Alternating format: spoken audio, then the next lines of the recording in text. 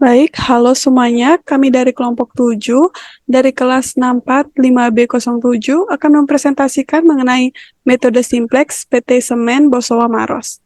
Sebelum itu, kami akan memperkenalkan diri terlebih dahulu. Perkenalkan, nama saya Niluputu Oktaviani Riyati. Nama saya Serliar Santina Riswari. Saya Fahrunisa. Saya Nanta Amelia Herunisa. Saya Raisa Sumaya Rahmah.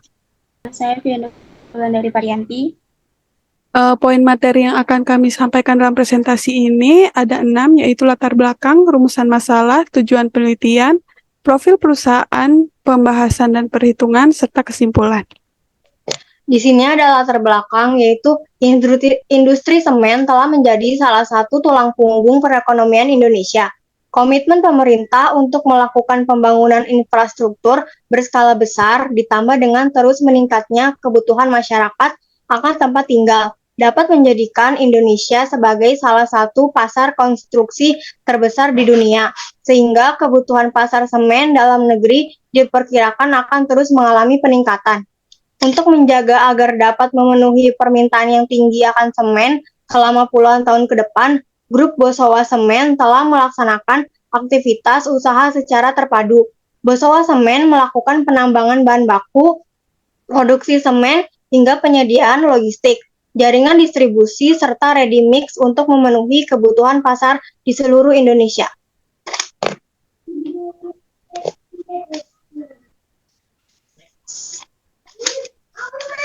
Di sini ada rumusan masalah. Yang pertama ada bagaimana merumuskan masalah optimasi linear untuk mencari kombinasi optimal dari semen Portland Type 1 dan semen Portland Pozzolan yang akan memberikan keuntungan maksimal. Yang kedua ada bagaimana cara meminimalisasi biaya produksi dengan mempertimbangkan jumlah jam tenaga kerja dan bahan baku yang digunakan dalam PT Semen Bosowa Maros.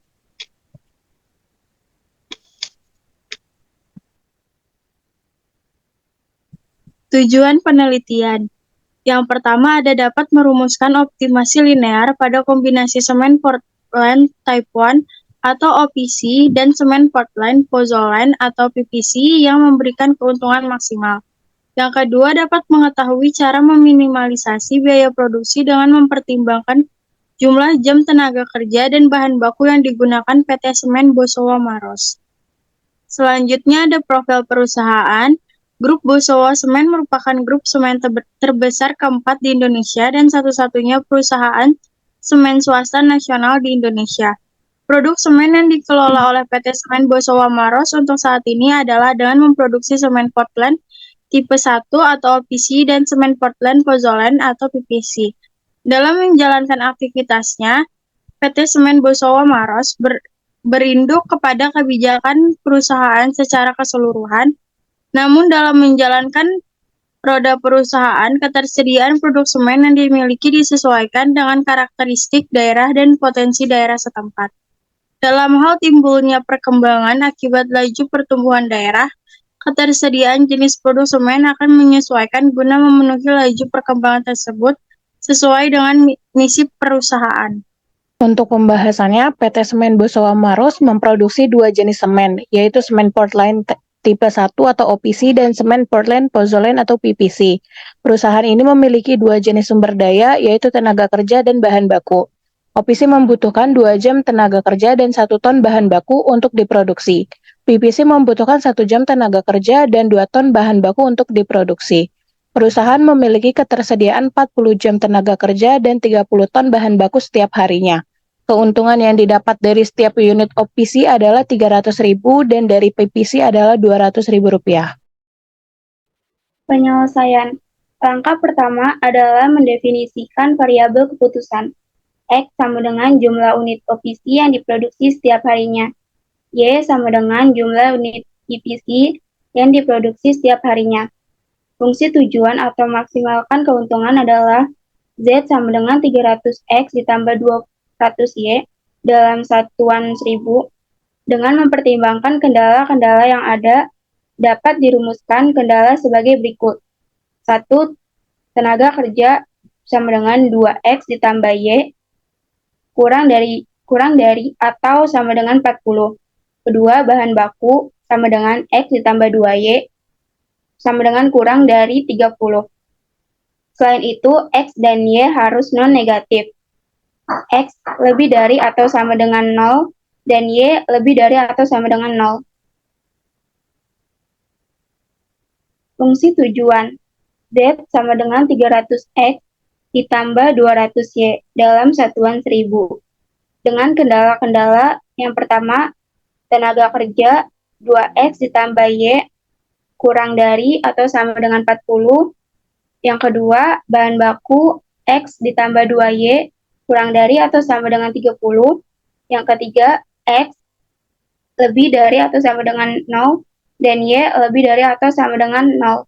Metode simplex maksimasi. Langkah pertama adalah mengubah fungsi tujuan dan kendala-kendala ke dalam bentuk yang sesuai dengan aturan masalah dalam bentuk standar untuk metode simplex. Min 300X dikurang 200Y ditambah Z sama dengan 0. Kendala-kendala yang pertama yaitu 2X ditambah Y ditambah S1 sama dengan 40.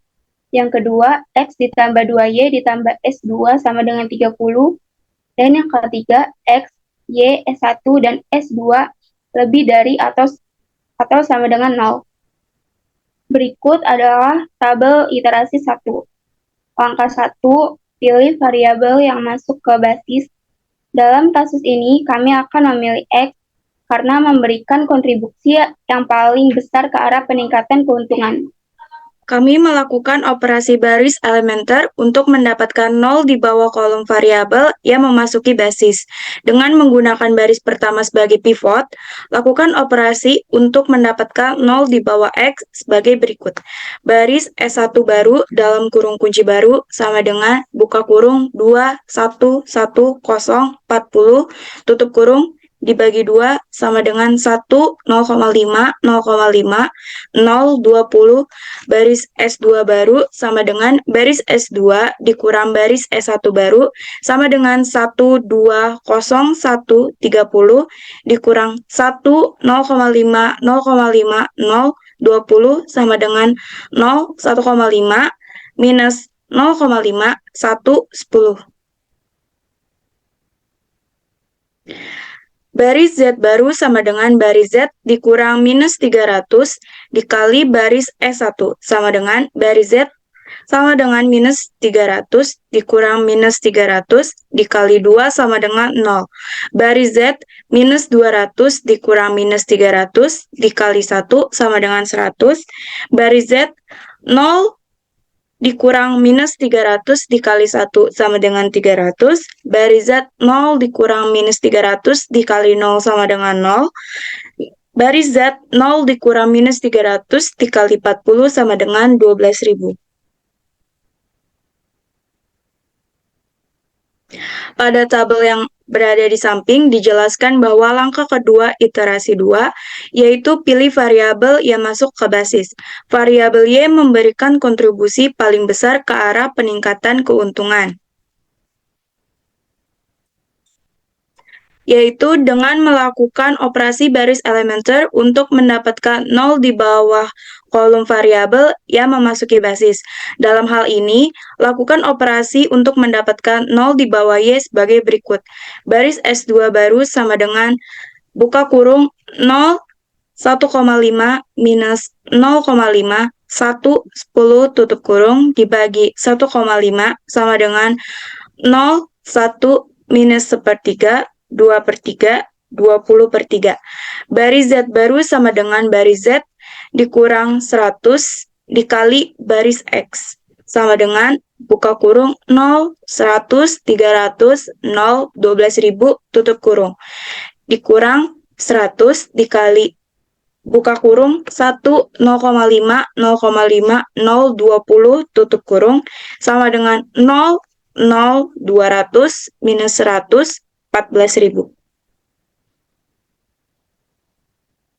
Seperti apa yang kita lihat pada tabel di samping, dijelaskan bahwa iterasi kedua telah memberikan nilai optimal, di mana Z telah memberikan keuntungan yang maksimum sebesar 14 juta, dapat dilihat pada saat X sama dengan 14 dan Y sama dengan 20/3. Lalu langkah berikutnya adalah langkah minimalisasi. Variabel keputusan min X sama dengan jumlah unit produk A yang diproduksi setiap harinya. Y sama dengan jumlah unit produk B yang diproduksi setiap harinya.